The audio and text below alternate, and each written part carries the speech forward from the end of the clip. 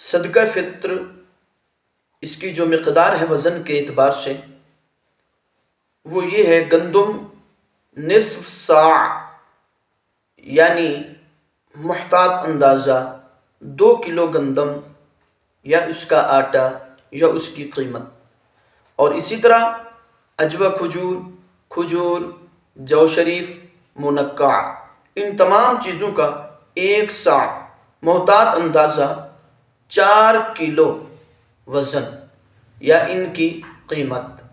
تو بہتر یہ ہے دور حاضرہ کو دیکھتے ہوئے کہ ان کی قیمت ادا کی جائے، کیونکہ جب ہم ان کو گندم دیں گے ان کی ضرورت ہے لباس، ان کی ضرورت کھانا پینا، ان کی ضرورت ادویات، ان کی اور بھی ضرورتیں ہیں۔ جب ہم گندم دیں گے تو وہ بیچارے پریشان ہوں گے، تو بہتر ہے ان کو اگر پیسے دے دیے جائیں، رقم دے دی جائے، تو پھر اس رقم سے وہ اپنی ضروریات زندگی خود خرید سکتے ہیں جو ان کو ضرورت ہوگی۔ تو یاد رکھنا ان چیزوں کا یہ وزن ہے صدقہ فطر کا۔ مستحب عمل یہ ہے صدقہ فطر عید والے دن اور نماز عید سے پہلے ادا کیا جائے، اور یاد رکھنا اگر ہم پہلے دے دیں گے یہ بھی فضیلت رکھتا ہے، کیونکہ جتنا پہلے دیں گے تو وہ لوگ اپنی جو ضروریات زندگی ہیں وہ خرید کے ہمارے ساتھ عید کے اندر شریک ہو سکیں گے۔ صدقہ فطر دینا کس کو ہے؟ ہر اس شخص کو دینا ہے جس کے اوپر زکوٰۃ لگتی ہے۔ ہاں، جس طرح سید وغیرہ ہیں جن کو زکوٰۃ نہیں دینی تو ان کو فطرہ بھی نہیں دینا۔ فطرے کے اندر اپنے رب کے نام پہ دینا ہے تو بڑھ چڑھ کے اس کے اندر حصہ ملانا۔ یاد رکھنا ہمیں چاہیے ہم جب اللہ کے نام پہ جو مال خرچ کرتے ہیں کھلے دل سے، محبت سے، عاجزی سے رب کی بارگاہ میں وہ پیش کریں، مالک ہماری اس کاوش کو قبول فرما۔ حضرت سیدنا ام عائشہ صدیقہ رضی اللہ تعالی عنہا سے روایت ہے، میرے پاک نبی علیہ السلام کے کچھ صحابہ نے اپنے اور اسلامی بھائی یعنی اور صحابہ کی دعوت کی، خیرات جب کی تو انہوں نے لوگوں کو بکری ذبح کی، اس کا گوشت بھون کر لوگوں کو کھلانا شروع کر دیا۔ وہ کھلاتے رہے حتیٰ کہ بکری کا ایک شانہ بچا۔ میرے پاک نبی علیہ السلام نے فرمایا، میرے صحابہ کتنا بچا ہے بکری کے گوشت میں سے گوشت؟ عرض کرتے ہیں یا رسول اللہ اس کا ایک شانہ بچا ہے۔ میرے پاک نبی علیہ السلام نے فرمایا، یہ شانہ نہیں بچا جو تم نے لوگوں کو کھلا دی، جو خیرات کر دی، جو صدقہ تمہاری طرف سے ہوا، جو لوگوں نے کھایا، تم نے اللہ کی رضا کے لیے کھلایا، وہ بچ گئی، جو رہتی ہے یہ جو تمہارے پاس ہے یہ نہیں بچی۔ تو اس سے معلوم یہ ہوتا ہے جو مال اللہ کے نام پہ خرچ کیا جائے اس کو بقا ہے، اس کو ایسی بقا ہے کہ میرا رب اس کے اندر اتنا منافع عطا فرماتا ہے کہ انسان سوچ بھی نہیں سکتا۔ وہ ذات لامحدود ہے اور اس کا کرم بھی لامحدود ہوتا ہے۔ تو ہمیں چاہیے ہم اپنے رب کے نام پہ صدقہ کریں، خیرات کریں۔ جب ہم دیں گے تو یاد رکھنا یہ صدقہ ہے کیا؟ الصدقات رد البلا، یہ صدقہ جو ہے نا یہ بلائیں، مصیبتیں، آفتیں ان کو ٹال دیتا ہے۔ ہمیں چاہیے ہم صدقہ دیں۔ یہ صدقہ جو ہے نا یہ بلاؤں کے سامنے ایک بند بن جاتا ہے، ان کو روک دیتا ہے۔ صدقہ کرنے سے انسان ہر طرح کی آفات سے محفوظ ہو جاتا ہے۔ تو چاہیے ہم صدقہ خیرات کرتے رہیں، ہم اپنے اسلامی بھائیوں کا خیال کرتے رہیں۔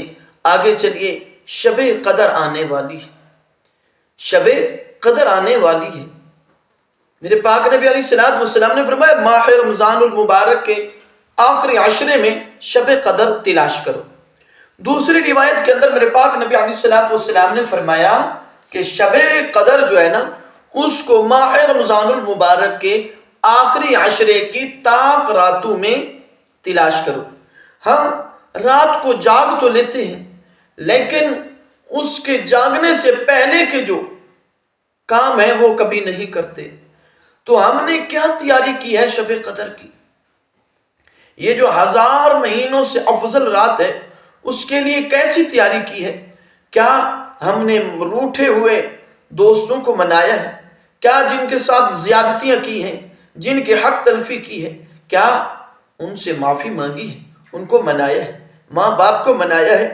سود کا کاروبار کرتے ہیں تو اس سے توبہ کی ہے، زنا کرتے ہیں تو اس سے توبہ کی ہے، شراب نوشی کرتے ہیں کیا اس سے توبہ کی ہے، 2 نمبر کام کرتے ہیں اس سے توبہ کی ہے، ناپ تول میں کمی کرتے ہیں اس سے توبہ کی ہے، کیا فلمیں گانے باجے ڈرامے دیکھتے ہیں کیا اس سے توبہ کی ہے، فحش گوئی کرتے ہیں کیا اس سے توبہ کی ہے؟ کیا ہم نے یہ توبہ کی ہے؟ ہم نماز نہیں پڑھتے، آج کے بعد نماز 5 گانا ادا کریں گے، یہ توبہ کی ہے، نماز کا اہتمام کیا ہے؟ کیا ہم فیشن کرتے تھے، داڑھی منڈواتے تھے، آج توبہ کی ہے کہ آج کے بعد سنت رسول کو اپنے چہرے پہ سجاؤں گا؟ میرے محبوب نبی نے 2 ہی تو زیور دیے ہیں، ایک داڑھی والا زیور عطا فرمایا اور دوسرا سر پہ امامے والا. ہم نے سر سے امامہ بھی اتار دیا، منہ سے داڑھی بھی اتار دی. ہم کیسے ہیں؟ ہم شب قدر کی انتظار کس رنگ سے کرتے ہیں، کس ڈھنگ سے کرتے ہیں؟ یاد رکھنا شب قدر اسی کو فائدہ دیتی ہے جو جادو ٹونا نہیں کرتا، جو گالم گلوچ نہیں کرتا، جو فحش گوئی نہیں کرتا، جو والدین کو نہیں ستاتا، جو پڑوسیوں کو نہیں ستاتا، جو شرابی زانی نہیں ہے، جو سود کا کاروبار نہیں کرتا، جو رشوت کا دھندا نہیں چلاتا، جو فحش گوئی نہیں کرتا، جو 2 نمبر کا کام نہیں کرتا، جو ناپ تول میں کمی نہیں کرتا. شب قدر اس کے لیے فائدہ مند بھی ہے، اسی کے لیے شب قدر ہے جو اللہ کے احکام کے مطابق زندگی بسر کرتا ہے. اے انسان، ان تمام برائیوں کی جو جڑ ہے وہ صرف اور صرف جھوٹ ہے. جب انسان جھوٹ سے چھٹکارا پائے گا پھر دیکھنا انسان کی عظمت، انسان کی رفعت، انسان کا مقام کیا ہے. پیارے ناظرین، ہمیں چاہیے ہم سب سے پہلے اس جھوٹ کو چھوڑ دیں. یہ شراب بھی یہی پلاتا ہے، سود کا کاروبار بھی یہی جھوٹ کراتا ہے، زنا بھی یہی جھوٹ کراتا ہے، فحش گوئی بھی یہی جھوٹ کراتا ہے. جتنے دنیا کے غلط کام ہیں وہ تمام کے تمام یہی جھوٹ کراتا ہے. یہ تمام بیماریوں کی جڑ جو ہے وہ جھوٹ ہے. ہمیں چاہیے ہم اس جھوٹ کو چھوڑ دیں. جب جھوٹ چھوڑیں گے سارے کام آسان ہو جائیں گے. میرے پاک نبی علیہ السلام کی خدمت میں ایک شخص حاضر ہوتا ہے. اس نے جب دیکھا دین کی عظمت کو، دین داروں کو یعنی صحابہ کرام کو دیکھا، ان کے پاکیزہ کردار کو دیکھا، ان کی گفتار کو دیکھا، تو اس کے دل کے اندر خیال پیدا ہوا. جب اس نے چہرہ والضحیٰ دیکھا، میرے پاک نبی علیہ السلام کے چہرہ اقدس پہ جب اس کی نظر پڑی تو اس کے دل نے کہا کہ میں بھی مسلمان ہو جاؤں. سرکار کی بارگاہ میں بیٹھا ہے، آنکھوں سے آنسو آ گئے. میرے پاک نبی نے فرمایا اے نوجوان کیوں روتا ہے؟ اس نے کہا میرا دل چاہتا ہے، میرا دل کرتا ہے میں بھی مسلمان ہو جاؤں. یہ کتنا پاکیزہ مذہب ہے، یہ کتنی پاکیزہ فطرت ہے، یہ ان لوگوں کی کتنی پاکیزہ عادتیں ہیں. تو میرا بھی جی چاہتا ہے میں بھی انہی میں شامل ہو جاؤں. میرے پاک نبی نے اپنا ید اللہ ہاتھ آگے بڑھایا، فرمایا لے ہاتھ پڑھ کلمہ اشہد اللہ الہ الا اللہ انی رسول اللہ پڑھ. تو اس نے ہاتھ پیچھے کر لیا. جب ہاتھ پیچھے کیا کریم آقا نے فرمایا بتا ہاتھ کیوں پیچھے کیا؟ وہ روتا ہے، عرض کرتا ہے اے اللہ کے نبی میرے اندر بہت خامیاں ہیں، میں شرابی بھی ہوں، میں زانی بھی ہوں، میں چوریاں بھی کرتا ہوں، میں فراڈیاں بھی کرتا ہوں، میں سارے کام کرتا ہوں.